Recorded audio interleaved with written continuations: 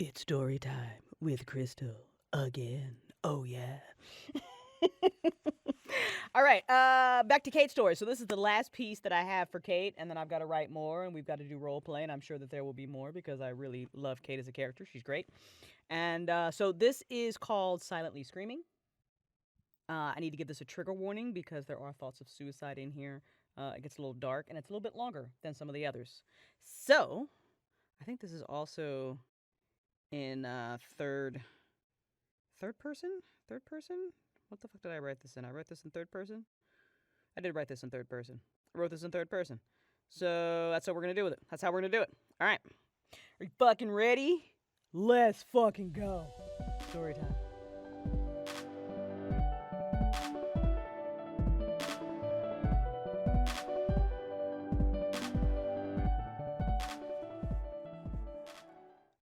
"12 years ago." Joyous laughter erupted from Finn as Cait raced through the woods with her daughter on her back. Cait loved running like this, with the breeze rustling her fur and the moon bright in the sky. It was primal and freeing, and it was made all the sweeter having one of the loves of her life gripping her fur, laughing like that, begging her to go faster. Mother and daughter spent many a night like this, when the moon was full or not. Once, Cait introduced Finn to a lovely pack of Phalid that Cait hunted with on blue moons. Finn's eyes got so big at all the different wolves, and she'd asked them a million questions, and they'd all been kind and answered each one. When Finn pulled her aside and whispered, "They're so pretty, Mom, but your color is the prettiest." In that moment, for the first time in her life, Cait hadn't minded what she was. And it was a ritual now, for mother and daughter to spend nights like this together. Cait ran for a bit, before finding a good spot with the best view of the sky and plopped down. Finn jumped off her back, arms outstretched on either side of her, twirling around in circles, happy as can be, invigorated by the run. Cait laughed, which sounded more like a growl when she was a wolf, but Finn knew the sound well enough. She plopped in front of Cait, her small hands taking hold of her face, and kissed her nose. "Ma'am, Danny at school said werewolves howl at the moon. How come you don't?" "Is that right? Well, Danny's a fucking idiot, that." Finn dissolved into giggles, laughing so hard she snorted. "You said the F word. Da said you're not supposed to say the F word around me." "Can't argue that. He's right. I'll drop $1 in your jar when we get home." "Well, I guess this one time." Cait laughed again and booped her daughter with a cold nose. "I'll not be having you start keeping secrets from your da. You tell him everything, as you should. He's great at listening." "Do you tell da everything?" A pause. A deflect. "The proper term for what I am is Phalid. Can you say it?" "Phalid." Cait laughed again. "Keep practicing. And we don't howl at the moon. What for?" "Oh." Finn paused. "But what if you wanted to howl at the moon?" Amusement sparked in Cait's eyes. "Do you want to howl at the moon?" Finn looked down, then slowly back at her mother. "Can we?" Cait used a paw to pull her daughter forward and slurped her face, bringing back the delighted laughter she so loved to hear. "Right. If we're going to do this, we'll be doing it proper. Stand straight now." Finn scrambled to her feet, standing up tall. "Chest out. Deep breath. Ready." Finn took a breath so deep her cheeks ballooned. Cait reared back her head and howled. Finn sounded as you might expect, but who was out there to care? Mother and daughter on a clear, beautiful night howled at the moon. It was a memory Cait treasured. 10 years ago. "I'm just leaving the crime scene. I'm on my way." "Don't worry, love. You'll be here." "I can't miss this. It's her first match." "You'll make it, and I'll record what you miss." "I love you. I'll see you soon." "I love you too. Oh, take pictures." Cait laughed. "Pictures, video, the whole setup. You've got so much damn gear in this bag, you think you were making movies." We can make a different kind of movie later, if you'd like. Cait laughed again, grabbing Owen's dad bag out of the car. Now I'm much more interested in what you're saying to me. Drive safe, love. She hung up at the sound of his chuckle and walked into the building. Finn was in the locker room with her coach, getting her hands taped together. Her first boxing match. Cait stood in the doorway, just watching her little girl. It wasn't so little anymore. The widest smile on her face. Ma'am, where's Dad? He'll be here. Don't worry. Work? Course. Hey, but don't you dare let your face drop. Has he ever missed anything? Well, no, but... Then he won't now. That man will always be there for you, girl. Always. Now you get your head right, so when he does get here, it's to see you knocking that skinny shite out. You hear me? Finn bounced on her feet, a new look of determination in her eyes. Right. I'm ready. You look ready. I'll be in the first row, setting up all your father's damn gear. Oh, all of it? Oh, yes. I'm gonna set all of it up. I even brought the air horn. Oh, my, you can't. I'm your mother. I'll squeeze this damn horn as often as I please and let everyone know how proud we are. And you'll just have to deal with it. Finn just shook her head. I love you. Love you too. You're embarrassing. I'm gorgeous, and a proud mother is what I am. Cait blew her a kiss and excused herself to do exactly that, set up her husband's insane amount of gear. Owen got there right on time. Cait squeezed the air horn 8 times, and Finn won. That night they ate funnel cakes and pizza, the oddest combination, but they loved it, until they all had stomach aches and fell asleep in the living room. Cait still watched the video they took that day. 8 years ago, D-Day. Cait was in Finn's room, her motions quick, almost panicked, packing up Finn's clothes, nearly throwing them in the suitcase. Ma'am, you're going to boarding school. What? No, why? I don't want to go. I'm not going. I can live with Daddy. Cait's stomach dropped, her motions halted, her back to her daughter. All she could see were the photographs, a reminder of what she'd done and what she'd failed to do. Cait turned around to face the eyes of her daughter. Finn's gaze was defiant, wells of emotion, her small hands bunched into fists, her chin just slightly raised, ready for a fight. Oh, I love you so much, little girl. Don't you ever let that fight go out of you. And I'll be back for you. I'll swear it. But that was in Cait's mind. She walked over to her and knelt down in front of Finn, eye level. I need you to do this. But I don't. Listen to me. I'm going to tell you something you can't tell your da. It's got to be between just us girls. And it's not fair. It's not that I'm asking you to do this. You've never kept a secret from him, but I need you to keep this one. And it's not his fault. None of this is. It's not your fault either, Finn. This... Her voice cracked. The tears came spilling down her cheeks, and Cait quickly dashed them away.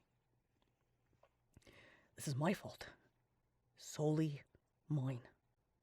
So here's something I can tell you that I can't tell him. Ready? Finn nodded, her eyes filling with tears at the sight of her mother's. Dragging short breaths through the knot in her throat, Finn manages to squeak out a soft affirmation, her fists relaxing a bit as the weight of her mom's words settle upon her thin shoulders. You've got to go, because it's not safe here. And don't worry, I'm fail it. I can handle it. But I can't protect your father and protect you at the same time. So you're going to go to a school where you're going to learn all about being a fae. And you're going to get bigger and stronger. And I promise that later, I'll tell you everything I can't tell you now. You've got to level up first. I know it sucks, and you're right, it does. And I'm gonna miss you every day. Every single day. But I need you to do this, Finn. There was silence before Finn took over, packing for herself. Cait's heart broke more. She left the room, locking herself in the bathroom for a moment, one hand over her mouth, the other over her chest. silently, screaming. 3 weeks after D-Day.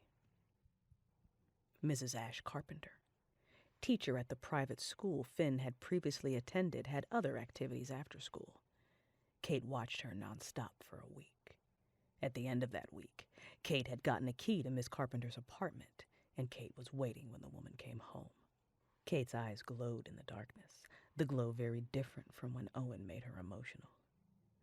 Tonight, her eyes glowed red and gold. To her credit, Miss Carpenter sensed she wasn't alone. Cait remembered from those years ago the moment she'd enjoy killing the most was when they fought back. Assassinations were easy, boring, but when a target had the good sense of self-preservation, oh, that was when it got fun. Cait had repressed that side of herself for so long. She hated it, really, she still did. The side of her that liked the taste of their blood on her teeth. But tonight was the first time she wanted to kill someone. The fight was brief enough. The woman wasn't a match, and Cait couldn't afford the noise. Her hands were claws that had the woman by the throat, closing her windpipe, keeping her from screaming. I'm here because you were willing to kill my daughter. And there's 2 things in this world that I care about. Maybe you have your reasons. Maybe they've got their claws into you like they do me.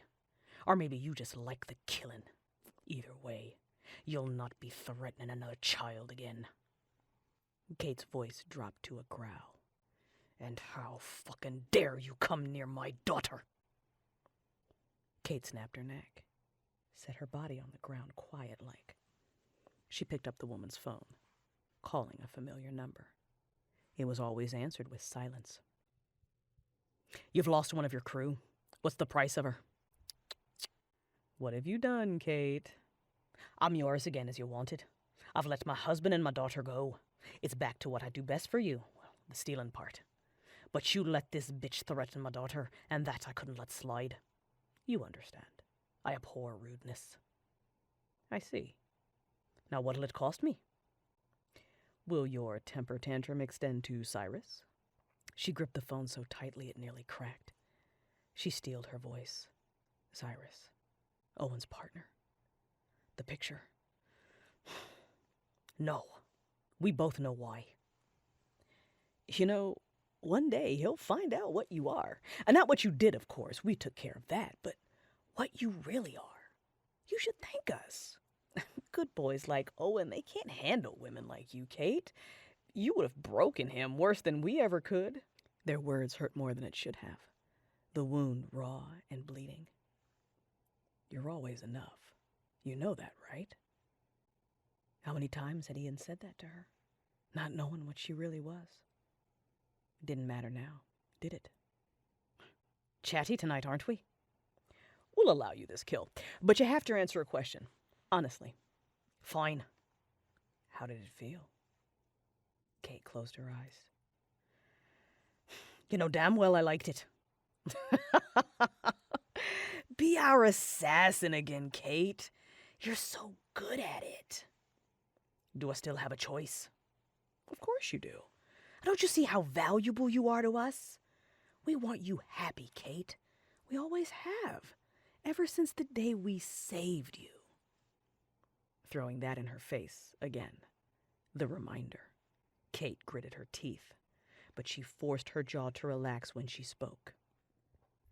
I'll not be killing any more for you. Just for yourself. I'm through. A lie. They were fucking next. But she needed them to believe she was back on the board. How boring.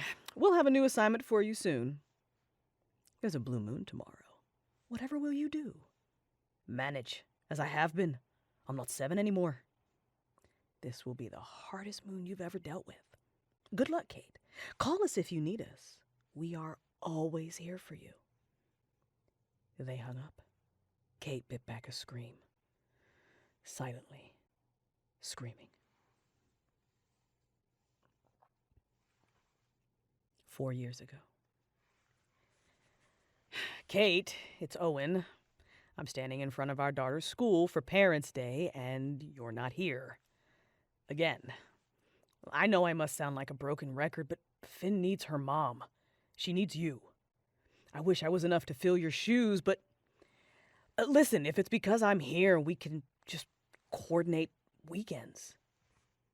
Cait, you're missing it. You're missing out on her life. At least call her. Her flat was barren. Cait didn't keep mementos out in the open. She lived here, nothing more. She stood inside the hidden room, staring at the wall in front of her. A holographic image projected. Names. Connected to names. Connected to more names. She hadn't thought it would take this long. She stupidly thought she could track them down inside of a year and be back to her family. Beg Owen's forgiveness. Tell him everything. Get Finn out of that damn school. She'd put the past to bed and get back to the life she wanted. But everything she found out about them led her to something else. Someone else. And it kept getting bigger. And bigger still. She didn't see an end in sight. No way to find the ones who held her leash. No way back to the family that thought she'd just abandoned them. A husband who thought she cheated on him. Silently screaming. Cait took her eyes away from the holograph and looked at her calendar. The invitation she'd rejected from Finn. To make them keep thinking she was done with family life, so she could keep hunting them, finding her way to the top. Cait closed her eyes, her brow furrowed, her heart squeezing in her chest. She looked down at her phone and saw the missed call. She knew who it was from. Like clockwork. She pressed play and listened to his voice.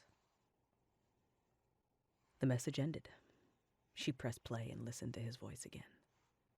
She saved it, like she'd saved all the others, grabbed her jacket, locked up the room, and left. That night she'd been so low. That little voice in her head told her the only way out was to give up, and it made sense. It told her the only way to keep them safe, truly safe, was if she was dead. It reminded her that Eoin could die on the job he almost had already, and all this would be for nothing. Who would be there for Finn? Surely not her. And Cait spiraled, lower, the whispering making sense, berating her, reminding her what a fuck-up she was. Wasn't she tired of fighting? And what did it matter, really? She'd been gone so long, she couldn't take back the time. They'd never understand, and they'd never forgive. And if she was true and honest with herself, they didn't have to. That was their right. She'd hurt them. Whether she wanted to or not, she had. And that was the truth. Cait didn't realize where she was until it all became too much and she'd stopped running, sinking into the dirt, hunched over herself, her mouth open, her fingers in her hair, but nothing echoed into the night. Just a silent scream. She'd slit her throat and be done with it. Quick, clean, well, do you want to howl at the moon? Can we? Realization struck her. She was in that spot. What became their favorite spot, to howl at the moon together. Finn. She couldn't do that to Finn. Her own mother thought so little of her she'd left her to a devil. Cait didn't know if the woman was dead or alive, and she didn't care to, but if she left the world now, Finn would think she'd never cared at all. And so would Eoin. Cait dug her fingers into the dirt, grounding herself, and just breathed. Just breathed, pulling herself back into her body, back into the present. She shifted into a wolf, threw her head back, and she howled and howled into the night, loud and long. Right.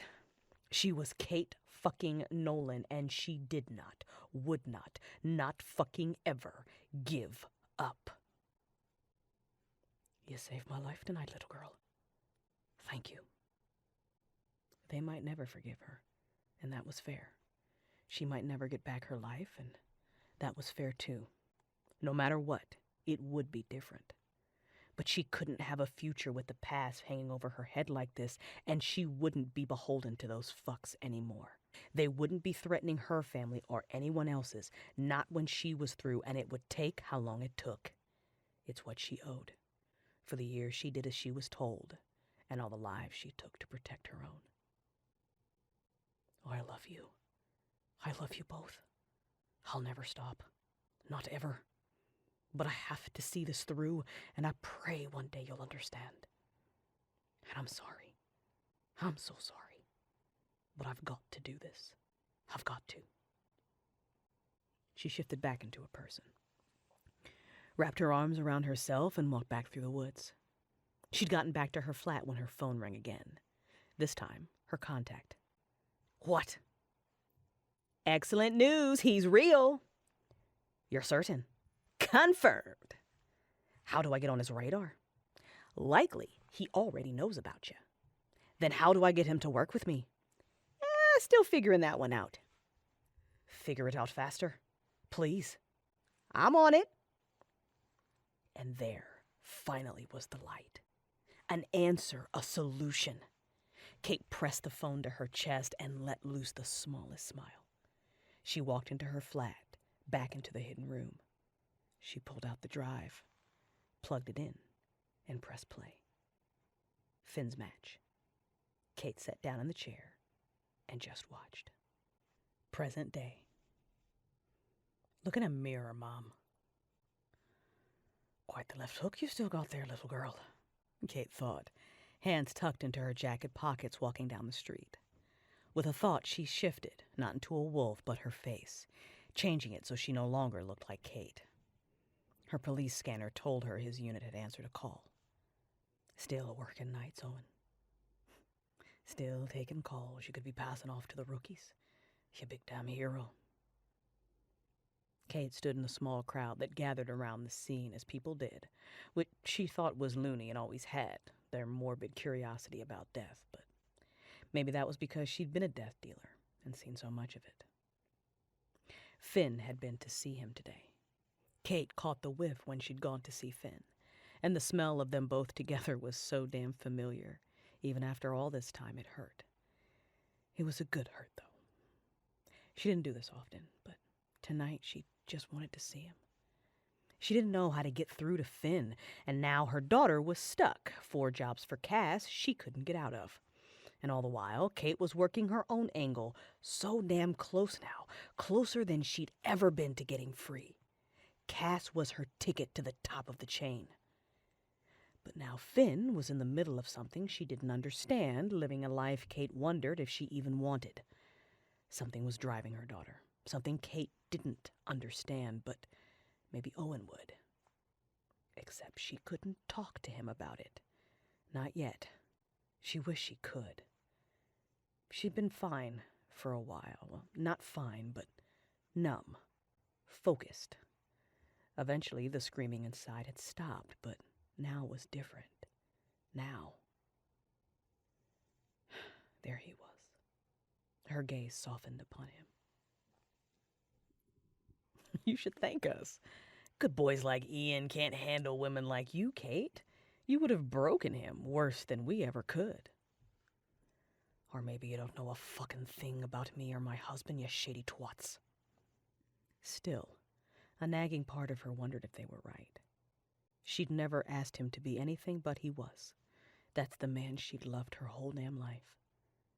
But he had asked her to be someone else. And Cait realized watching him work, she'd never sat down and thought, when this was all over, what her life looked like. No, what she looked like. Mother? Oh, yes, that part was easy. Finn was stuck with her, whether she liked it or not. Wife? Yes. Her eyes tracked him. He pushed a hand through his hair, and her own damn hand twitched. She almost smiled at how pathetic she still was for the man that had probably gotten over her. Who are you, Cait? When there's nothing hanging over your head telling you what to do, who are you? CEO? Thief? Murderer? Phalet? Devil? Maybe, before she went barging back into either of their lives, she ought to find out. Cait gazed at him for another moment, before finally drawing her eyes away, turning around and walking off. She waited until she was good and far away before she let her face shift back and pulled the phone out of her pocket. She recalled the message she deleted from Elsa. She made her way to their bar, ordered a basket of onion rings and a pint, and read through the information. She didn't know shit about her devil side. She'd never wanted to know. But ignoring things about herself had, quite frankly, got her into this situation in the first place. Maybe if she wanted her family to accept her, she ought to start accepting herself. Well, just slow the fuck down there, Missy. That's a big fucking ask, she muttered. But Carla's house was an opportunity. No reason that while helping Cass, she couldn't help herself. And she did need to get inside. Cait popped another onion ring into her mouth, chewed thoughtfully. Finally, she texted Elsa. To be continued. So, like, what do you think, you guys? Do you think that, like, Eoin should forgive her and take her back at the end of this? Or do you think that he's got, like, some soccer mom named Barbara and they're, like, happy together? Like, what do you guys think? Tell me down in the comments. It's serious. Like, you know, like, should Cait even, like, want him back because he's, like, a cop and he's not down with her being a thief, you know? But, like, what do you think Cait should do in this situation? Would you forgive Cait? Let me know down in the comments. It's getting wild. Can't wait for us to get back to our TTRPG session, which we hopefully will do next month. And then I will have more inspiration for more Cait stories. They're coming. Talk to you guys soon.